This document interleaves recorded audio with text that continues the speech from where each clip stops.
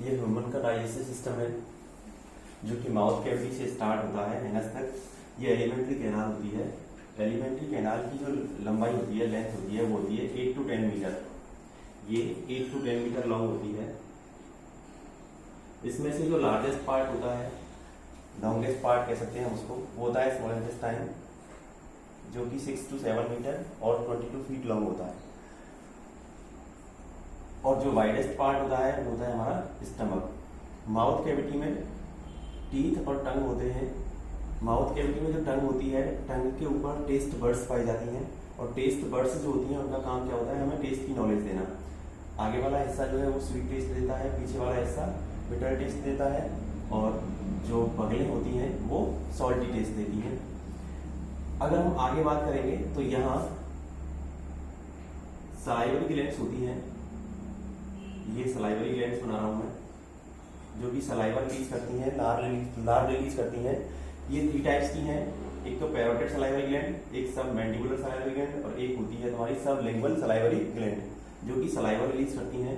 Saliva में होता है टाइलिन, एमाइलेज और लाइसोजाइम, जो कि कार्बोहाइड्रेट का डाइजेशन स्टार्ट करता है।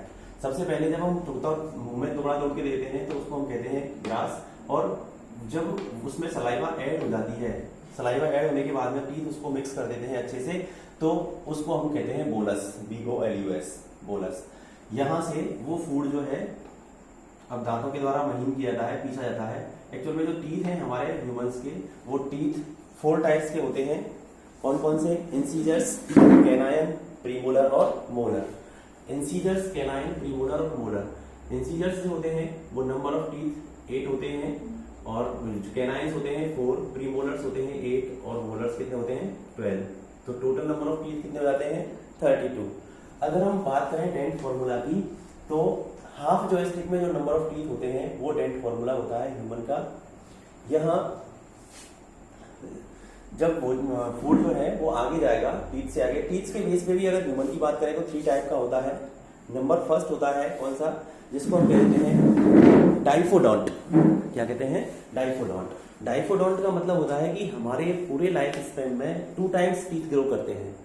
और एक होता है हमारा, जैसे हम कहते हैं हेटेरोडोंट। हेटेरोडोंट का मतलब होता है कि भाई जो अलग अलग फंक्शंस के लिए, अलग अलग एक्शन के लिए अलग अलग टीथ होते हैं। जैसे इंसीजर्स का काम होता है बाइट करने का, कैनाइन का काम होता है टीयरिंग करने का, प्रीमोलर्स का और मोलर्स का काम होता है किसका? च्युइंग करने का, है ना। तो इस तरह से एक होता है हमारा डाइफोडोंट हो गया। डाइफोडोंट जो होता है यानी कि 2 टाइम्स लाइफ स्पैन में टीथ्स का आना। 2 टाइम्स जो टीथ्स आते हैं वो आते हैं तुम्हारे इंसीजर्स, कैनाइन और प्रीमोलर। मोलर्स कभी भी 2 टाइम नहीं आते। मोलर्स में और जो एटलीस्ट लास्ट के जो 4 टीथ है ना, मोलर्स लास्ट के 4 मोलर्स हैं लास्ट में बिल्कुल, वो तो आफ्टर एज ऑफ 20 आते हैं, तो उसको हम कहते हैं विजडम टीथ। यहाँ से जो फूड है, अब जो बोलस है वो आगे चलेगा और आगे चल के ये फेरेंक्स है।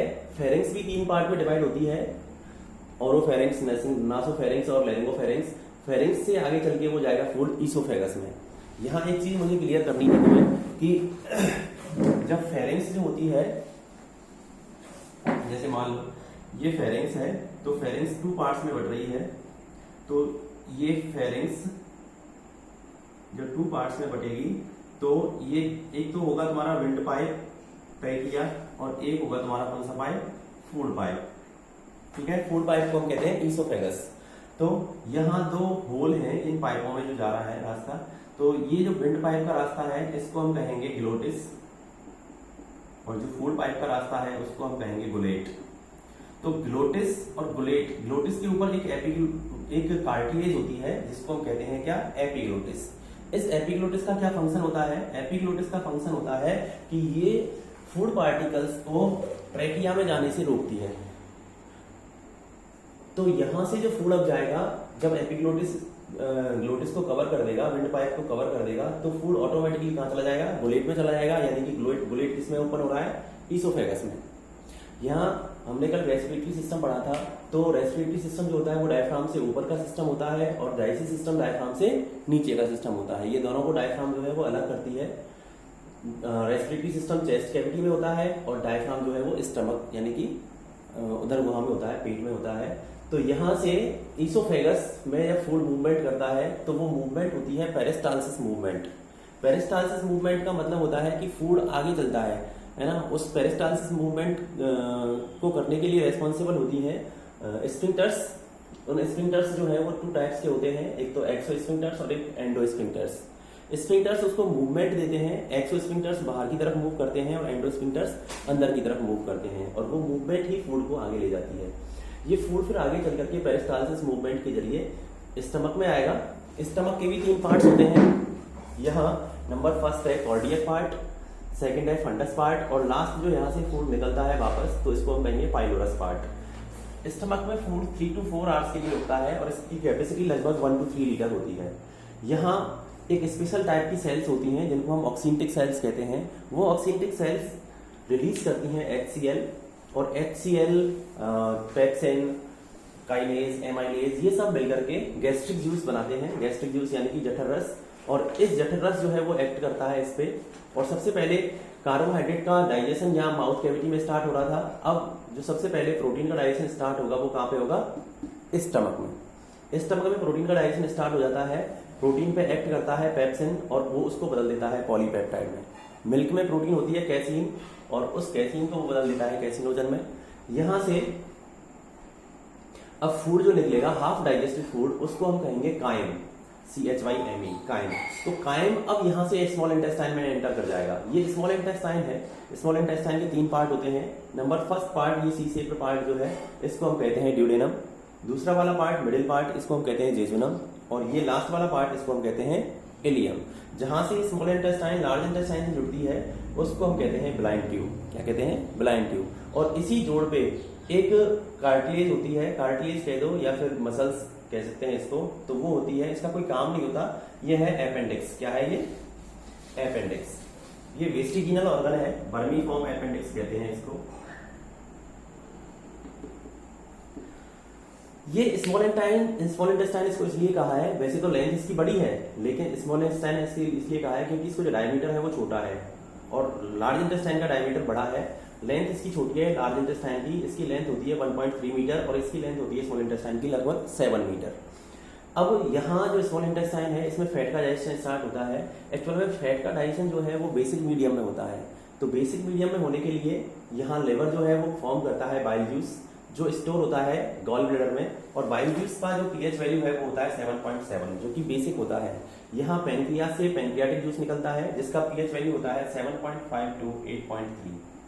तो ये पेनक्रियाटिक जूस और बाइल जूस दोनों के दोनों ड्यूडेनम में रिलीज कर दिए जाते हैं, और ड्यूडेनम में रिलीज करने के बाद में फिर ये फूड का जो मीडियम है, जो काइम निकला है, उसका जो मीडियम है वो कैसा है? बेसिक कर देंगे। और जब बेसिक कर देंगे तो यहाँ ट्रिप्सिन निकलता है, यहाँ से पेनक्रियास से ट्रिप्सिन निकलता है, लाइपेज निकलता है। जो ट्रिप्सिन है वो एक्ट करता है हाफ डाइजेस्टेड प्रोटीन पे, और उसको चेंज कर देगा एमिनो एसिड में। और जो लाइपेज निकलता है, लाइपेज एक्ट करता है फैट पे, और वो उसको बदल देगा फैटी एसिड और ग्लिसरॉल में। अब यहाँ स्मॉल इंटेस्टाइन के जेजुनम वाले पार्ट में आएगा फूड, और जेजुनम वाले पार्ट में जब फूड आएगा तो जेजुनम की इनर वॉल पे बहुत छोटे छोटे फाइबर लाइक स्ट्रक्चर्स होती हैं जिसको हम कहते हैं विलाई। क्या कहते हैं? Villi, VILLI। तो ये विली या विलाई जो है ये यूनिट होती है डाइजेस्टिव सिस्टम की। एक्चुअल में ये एब्जॉर्प्शन सरफेस को इंक्रीज करने का काम करता है। तो यहाँ पे ये एकमात्र ऐसा ऑर्गन है जहाँ पे डाइजेशन भी होता है और एब्जॉर्प्शन भी होता है। अब डाइजेस्टेड फूड का यहाँ पे एब्जॉर्प्शन होगा, इसमें से न्यूट्रिएंट्स को एब्जॉर्ब कर लिया जाएगा। यहाँ तक फैट, कार्बोहाइड्रेट और प्रोटीन डाइजेस्ट हो चुका है। कार्बोहाइड्रेट एटलीस्ट बदलता है ग्लूकोज में, प्रोटीन एटलीस्ट बदलता है किसमें? लास्ट में, अंततः बदल जाता है एमिनो एसिड्स में, और फैट बदलता है फैटी एसिड और ग्लिसरॉल में। तो इन सबको एब्जॉर्ब कर लिया जाता है, और एब्जॉर्ब करने के बाद में ब्लड में लिम्फ के थ्रू ब्लड में पहुंचा दिया जाता है। और जो वेस्ट है वो वेस्ट फिर जाएगा कहाँ पे? लार्ज इंटेस्टाइन में, लिक्विड वेस्ट। उस लिक्विड वेस्ट से लार्ज इंटेस्टाइन में फिर विटामिन, मिनरल्स है ना, और वाटर को एब्जॉर्ब कर लिया जाता है। और लास्ट में जो बचता है सॉलिड वेस्ट, उसको हम फीकस कहते हैं, स्टूल कहते हैं, वो स्टोर हो जाता है कहाँ पे? रेक्टम में। और एक चीज और, जो लार्ज इंटेस्टाइन है वो भी 3 पार्ट्स में डिवाइड होती है, सीकम, कोलन और रेक्टम। ये वाला पार्ट सीकम होता है, यहाँ से जुड़ते हैं। ये कोलन होता है, कोलन भी 3 पार्ट में डिवाइड होता है, एसेंडिंग पार्ट, ट्रांसवर्स पार्ट और डिसेंडिंग पार्ट, और लास्ट में ये रेक्टम होता है। तो यहाँ एनएस के थ्रू फिर वो एक्सो स्फिंक्टर्स और एंडो स्फिंक्टर्स के थ्रू बाहर निकाल दिया जाता है जो फीकस या स्टूल होता है। तो इस तरह से ये डाइजेशन सिस्टम काम करता है। एक्चुअल में डाइजेशन क्या होता है? डाइजेशन होता है जो कॉम्प्लेक्स मॉलिक्यूल्स होते हैं, कार्बनिक मॉलिक्यूल्स, कार्बनिक कंपाउंड्स, उनको सिंपल वाटर डिजॉल्विंग कंपाउंड्स में बदलने की प्रोसेस को ही हम डाइजेशन कहते हैं। डाइजेशन हमारे अंदर होता है फैट का, कार्बोहाइड्रेट का, प्रोटीन का, वाटर, मिनरल्स, विटामिन, ये सीधे सीधे एब्जॉर्ब कर लिए जाते हैं। और एक होता है फूड फाइबर जो कि स्मॉल इंटेस्टाइन को क्लीन करने के काम में आता है। तो ये इस तरह से डाइजेस्टिव सिस्टम है। नेक्स्ट कल पढ़ेंगे।